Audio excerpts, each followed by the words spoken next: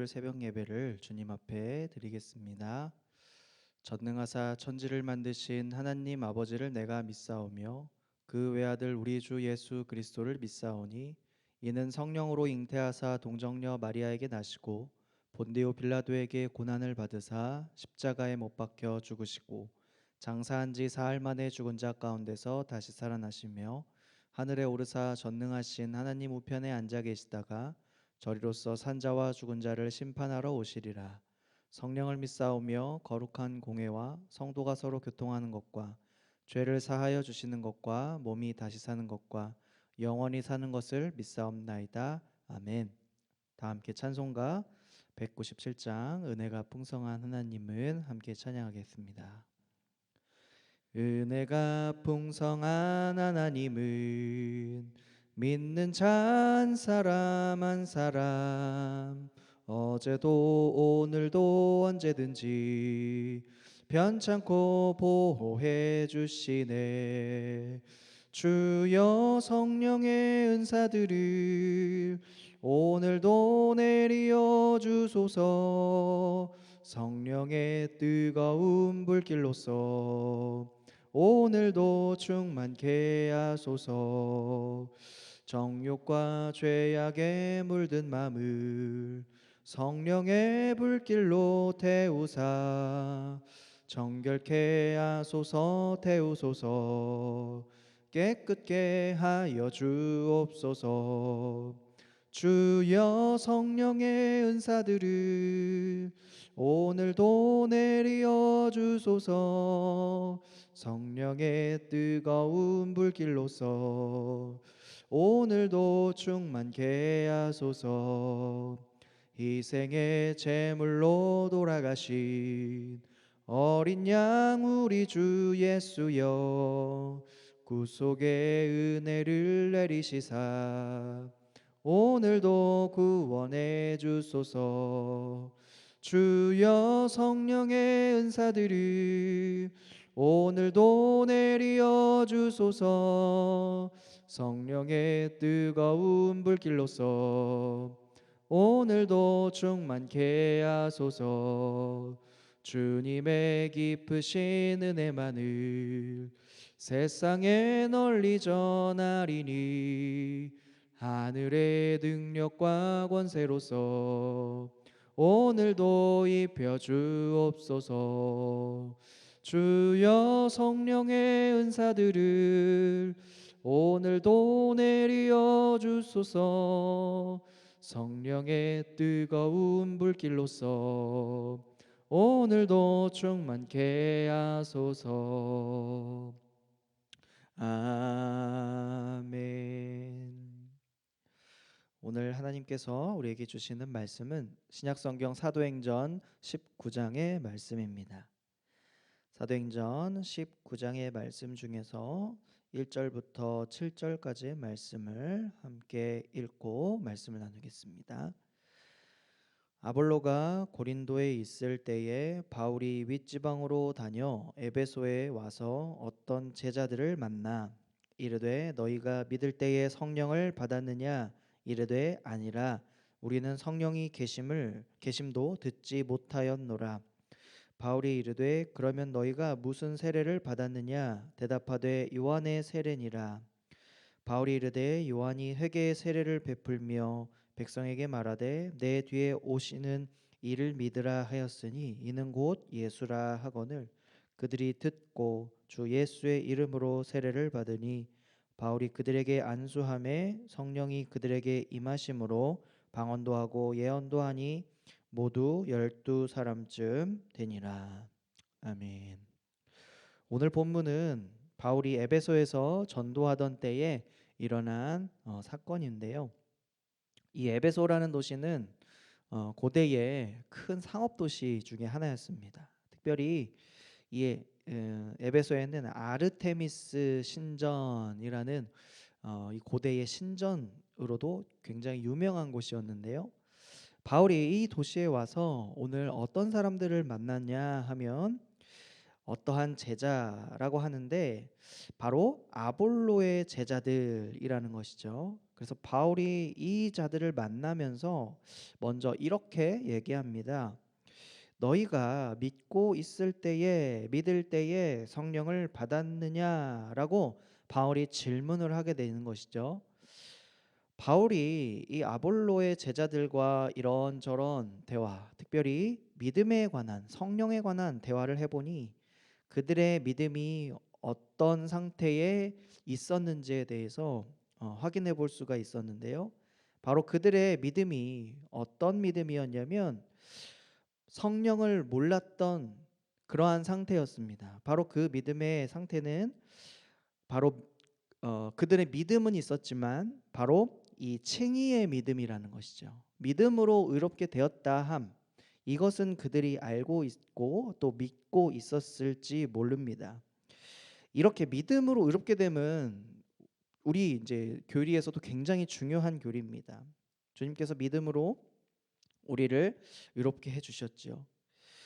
이 믿음으로 의롭게 된다는 것은 굉장히 중요합니다. 왜냐하면 이것이 믿음의 시작이기 때문이죠. 이 믿음을 통하여 삶을 살면서 성화의 과정, 성화의 믿음으로 성장할 수가 있는 것입니다.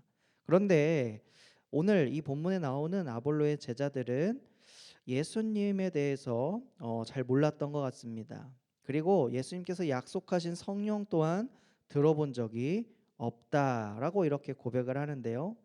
바울은 고린도전서 12장 말씀 가운데 이렇게 얘기하는 것을 볼 수 있는데요. 성령으로 아니하고는 누구든지 예수를 주님이시라 할 수 없다고 이렇게 말하고 있습니다.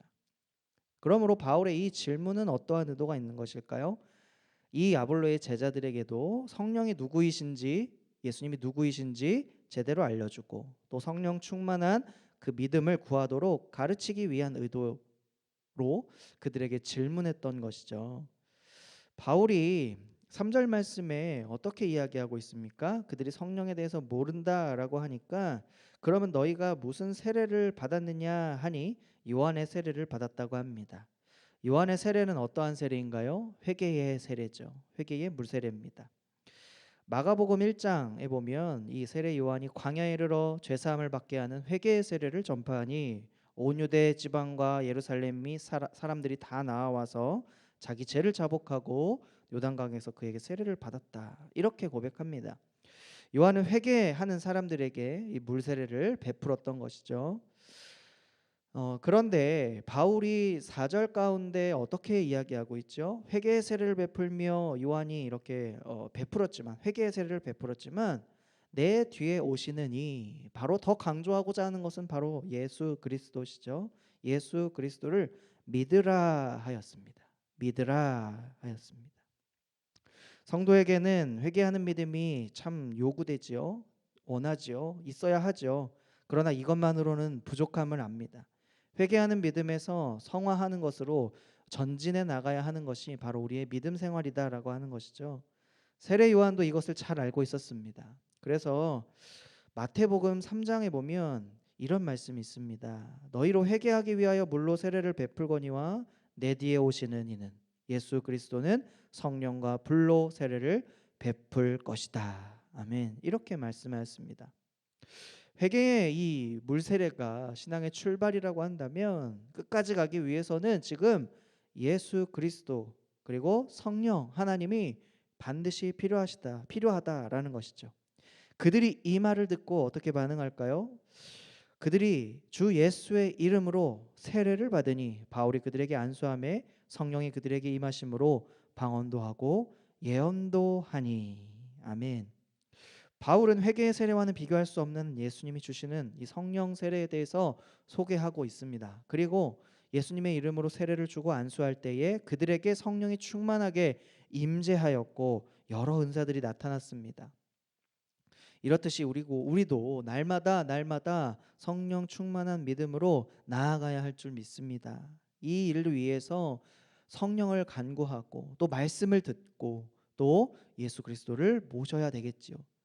죄를 회개하고 씻는 것도 중요하지만 오히려 적극적으로 이 믿음으로 나아가려고 하는 또한 성령 충만을 구하려고 하고 또 선을 행하려고 하는 이 능동적인 신앙의 모습들이 우리에게 더불어 함께 있어야 합니다.